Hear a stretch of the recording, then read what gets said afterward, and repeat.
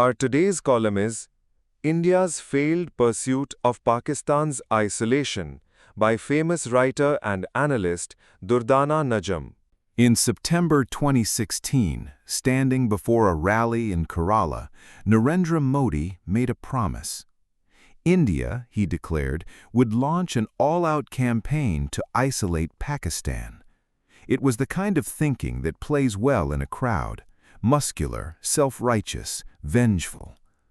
A decade on, Pakistan is simultaneously engaged with Washington, Beijing, Tehran, and Riyadh, has brokered a ceasefire between Iran and the United States, and has been credited by Donald Trump for saving the world from a catastrophe so many times that New Delhi has stopped counting.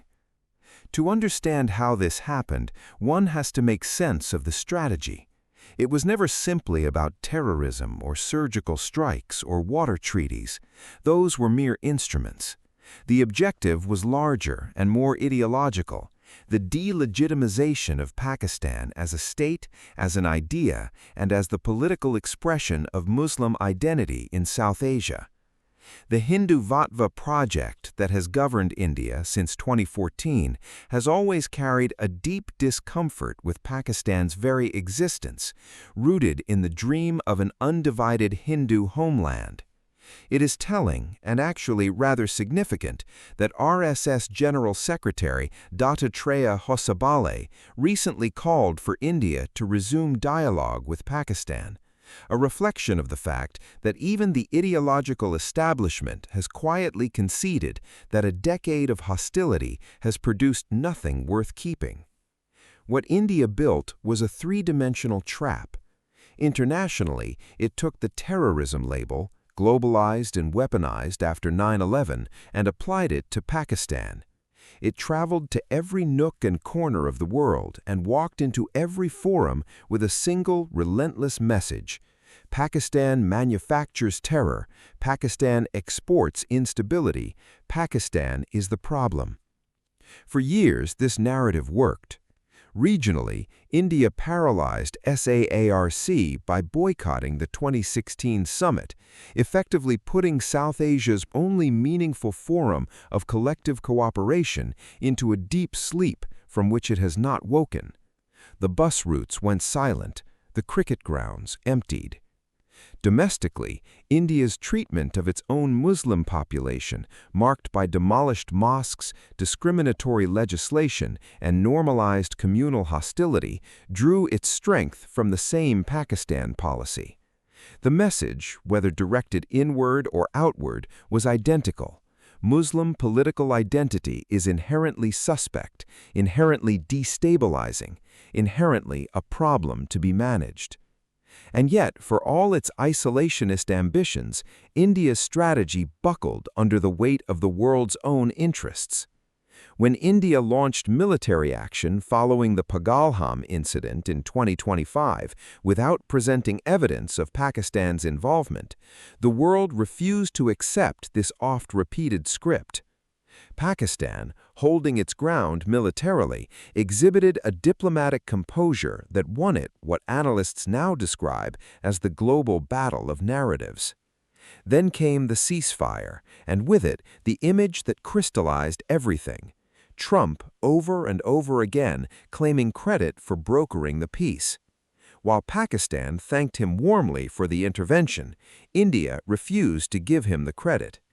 India's officials were busy mocking Pakistan's military leadership in the bitterest language they could find, while Trump was calling Pakistan's field marshal an extraordinary personality. In the midst of this bitter politics and India's hallucinatory obsession with Pakistan, what was truly lost over this decade was not India's reputation or Pakistan's, it was South Asia itself. India speaks grandly of leading the global South. It presents itself as the voice of the developing world. But leadership demands actionable results, and on that count, India's record is a quiet devastation.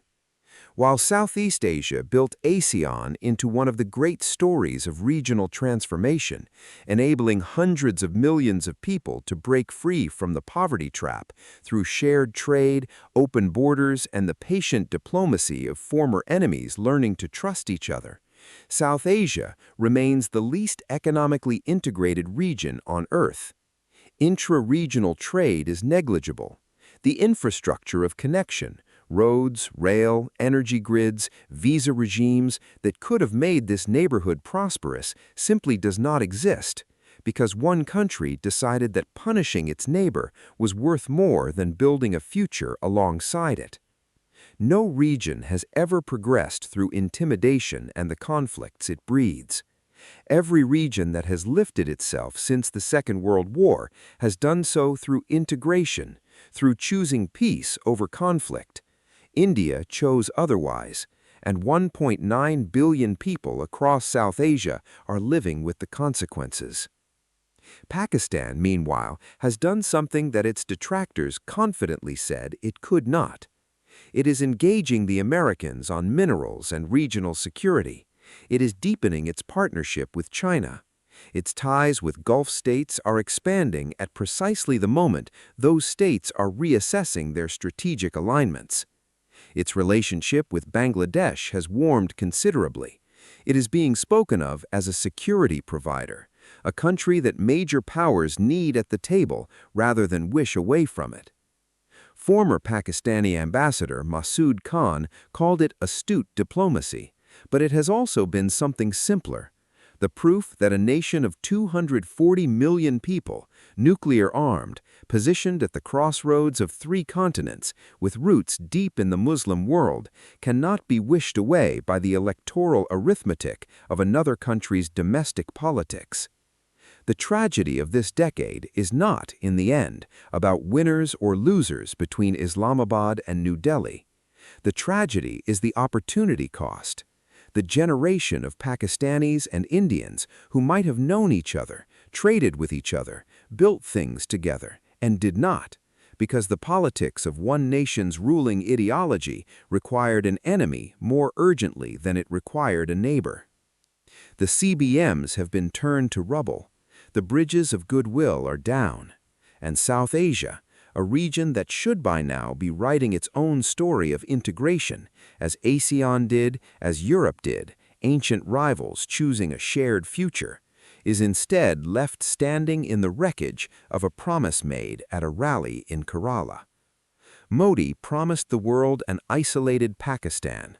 He gave it an isolated South Asia. That is the legacy, and it will outlast the politics that made it. Thank you for watching. If you like the video, do like, share, and subscribe.